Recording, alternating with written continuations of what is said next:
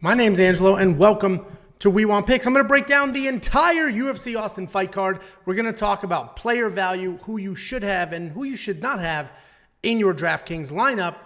Before I jump in, we have a free DraftKings league. Check it out, WeWantPicks.com/DraftKings. Jump in, compete against us, compete against other people in the community, and see how you do. And we're just going to do this in fight order. The first fight is Kyle Daukaus versus Roman Dolidze. Kyle Daukaus is $8,700. This is grappler versus grappler. In my opinion, I think Roman Dolidze wins. He's a world champion grappler. Kyle Daukaus is just a very good grappler from where he is. Not a world champion. Roman Dolidze is the more physically imposing guy. He's got better takedowns. He's stronger. He hits harder. His striking's not as technical, but again, he hits harder. The issue with Roman Dolidze is he gasses. He gets tired, he gasses out. But if you look at Kyle Daukaus here, when he wins, he scores really well because he's dominating in his wins. He has a submission over Pickett, which was solid. This non-decision, this was an illegal headbutt, so that is what it is. The Stoltzfus win was solid. 9 minutes and 40 seconds of control time. 8 minutes and 44 seconds of control time. And I do think Roman Dolidze wins. The problem is he does get taken down somewhat easily, and he does get tired. So it's possible Daukaus takes him down over and over, holds him down. But I do think Roman's the better grappler, the better striker, the better wrestler. The two issues are his takedown defense and his cardio. I still think Roman wins. I'll probably have him in my lineup, but I know a lot of you love Kyle Daukaus. We got Phil Hawes versus Deron Winn. Weigh-ins are over.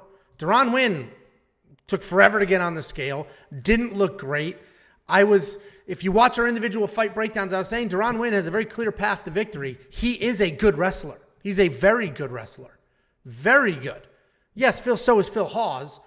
But a lot of MMA wrestling comes down to who shoots first. Not necessarily who's the more credentialed wrestler, who shoots first. So I mentioned if Deron Winn starts shooting early, he's got a clear path. But I do think, especially after weigh-ins, I think this is Phil Hawes' fight. I think he gets the takedowns. I think his striking is definitely much better. His chin is an issue, but I don't think it'll be an issue here. So Phil Hawes, I didn't initially love him at $9,000, but given Deron Winn at the weigh-ins, I am liking him now. Probably at the $9,000 mark. If you look at Deron's, look at this, 12 takedowns. It's insane because he sticks to the wrestling. If he shoots first, he can definitely have some success. Cody Staman taking on Eddie Weinland. Cody Staman is busy, in your face, good striker, good wrestler, never relents with his pressure. Solid pressure. Yes, 3 losses in a row, but dominant wrestler, and this was a very good fight. And he's fighting Eddie Weinland. Eddie Weinland is a legend, an absolute legend from the WEC days. 20 years of MMA experience, but also 20 years of damage. I think Cody gets it done. I think he stays in Eddie's face. Busy. He may put him away. I'm not sure. Cody Staman, $9,500 is a lot of money because at the end of the day, Eddie Weinland is an absolute vet, and those vets are tricky and can make things happen. We got Gloria DePaula. She's taking on Maria Oliveira. Is a very good fighter. And it's really interesting because Maria Oliveira, she's a tall, long striker, but she doesn't use those to her advantage. So I say she's a very good fighter because she comes forward. She's got powerful kicks, powerful punches. But again, she doesn't manage the range very well at all. Tabitha Ricci took her down 10 million times, and that's how she won that fight. But Maria Oliveira is fighting Gloria DePaula, and Gloria DePaula is a very good striker herself. She's got solid accuracy, great clinch work, and she likes to stick and move. So I think this fight comes down to, is Gloria DePaula going to be able to stick and move while Maria Oliveira is looking for the big, heavy shots? I think Gloria DePaula gets it done. I think she avoids the big, heavy punches. I think she'll hit Maria twice for every one that Maria starts swinging with big power or throwing those big leg kicks with big power. So I like Gloria DePaula. $9,200 is a lot to spend because it might look exactly like this. Just a dominant decision like she had over Belbita. 85 points. It might look exactly like that. And 85 points is a lot, but $9,200, I probably want a stoppage. Then we've got Ricardo Ramos taking on Danny Chavez. Ricardo Ramos, he's a very dangerous fighter. He's good everywhere. Tall, rangy striker, slick BJJ. He's fighting Danny Chavez, who's really mobile, solid footwork, good counterpunching, solid speed. I like Ricardo Ramos to win this fight.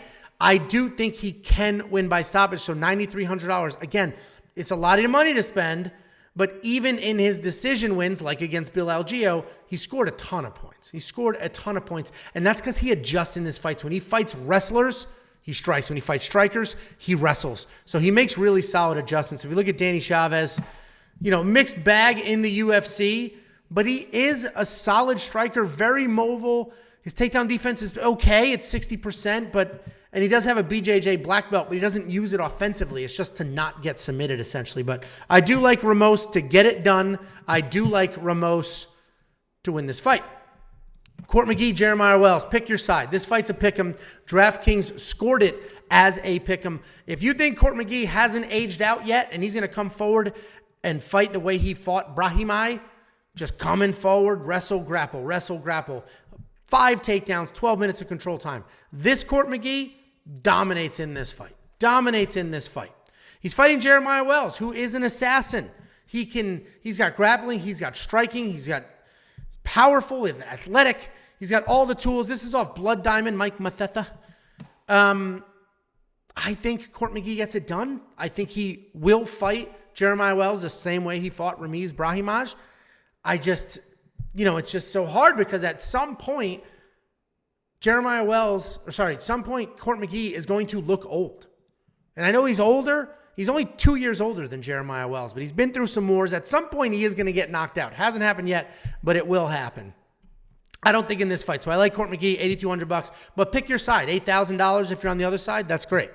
We got Jasmine Jazzy Vicious. She's a Canadian national runner-up wrestler. So very, very good wrestler. 2 takedowns, 6 minutes of control time against Kay Hansen. Very, very good wrestler. That is always her path. She is fighting UFC newcomer. There's not going to be stats here. Natalia Silva. And Natalia Silva is a fun striker. She comes forward. She's got a brawling style where she'll bait you into a brawl, and then she'll back up and does a really good job moving out of the way while striking. So Natalia Silva is very dangerous in this fight, but I do think Jasmine gets the takedowns, has a control time, and just does whatever she wants to do in the grappling department. So I like Jasmine to win this fight. Then we've got Adrian Yanez taking on Tony Kelly. Listen, Adrian Yanez, $9,400. He's a killer. Look at this. 4-0 in the UFC. Knockout. This is his first decision win in the UFC. This Randy Costa one's interesting. He was lost that first round, clearly. In the second round, he finally put it together. He's a late starter. If we look at Randy Costa, how Tony Kelly beat him, Tony Kelly put it on him. He lit him up with 129 strikes, 82 significant ones, then put him away.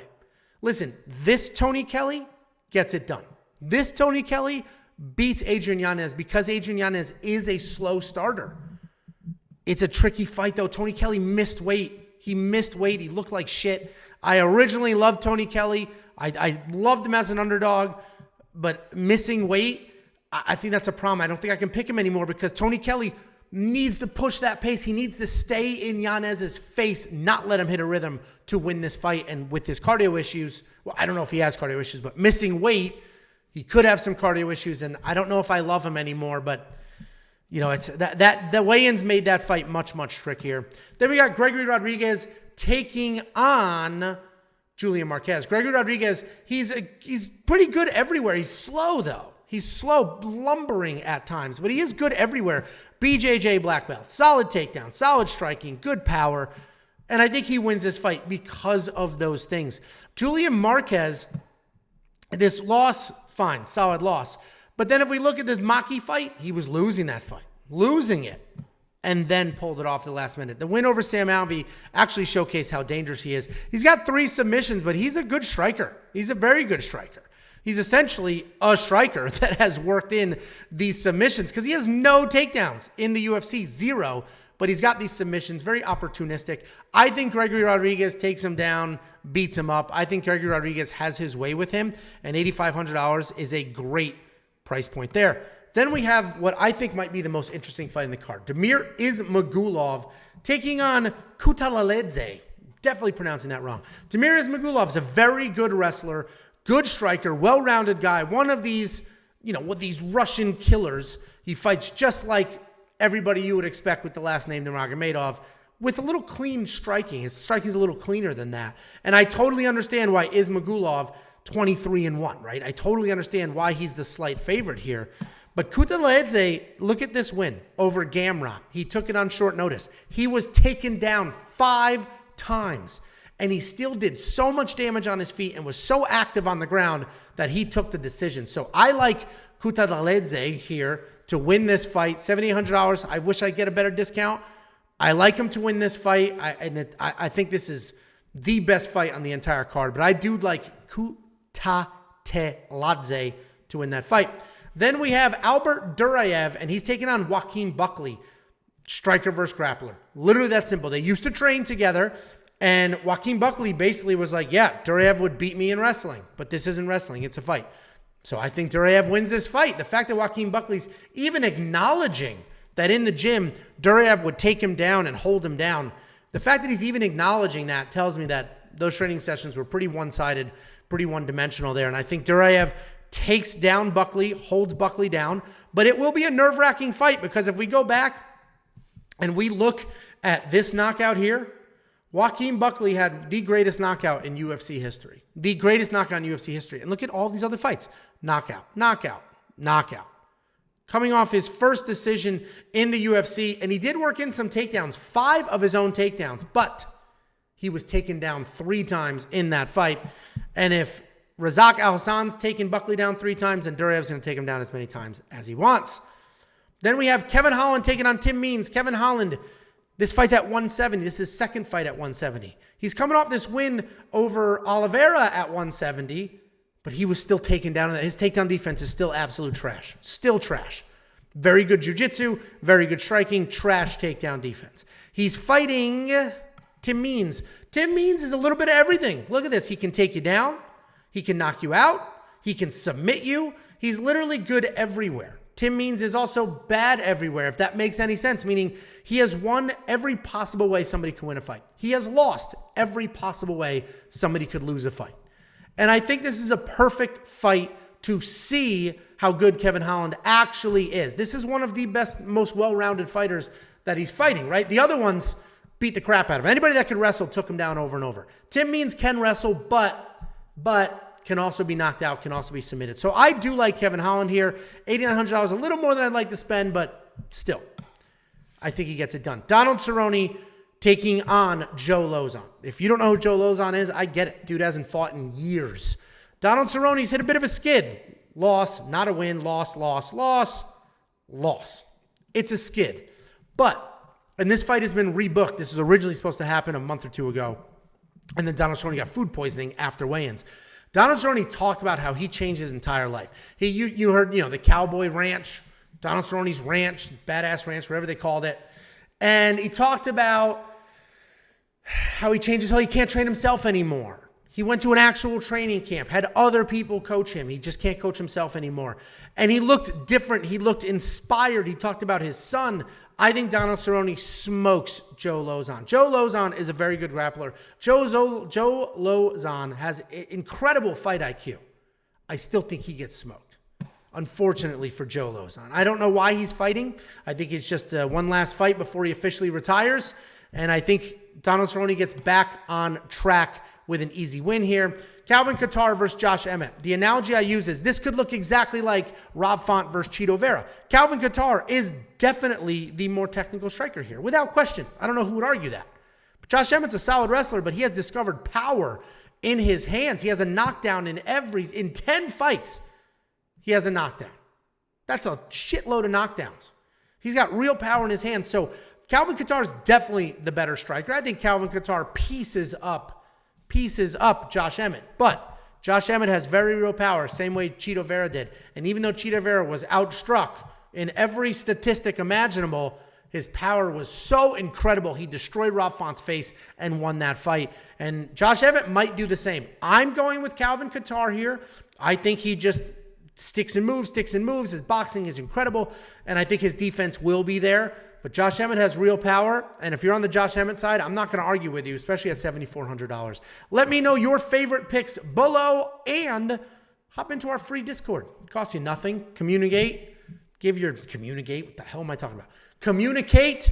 Give your picks. Share your picks. Listen to other people's picks, and we're building a community here. WeWantPicks.com/DraftKings.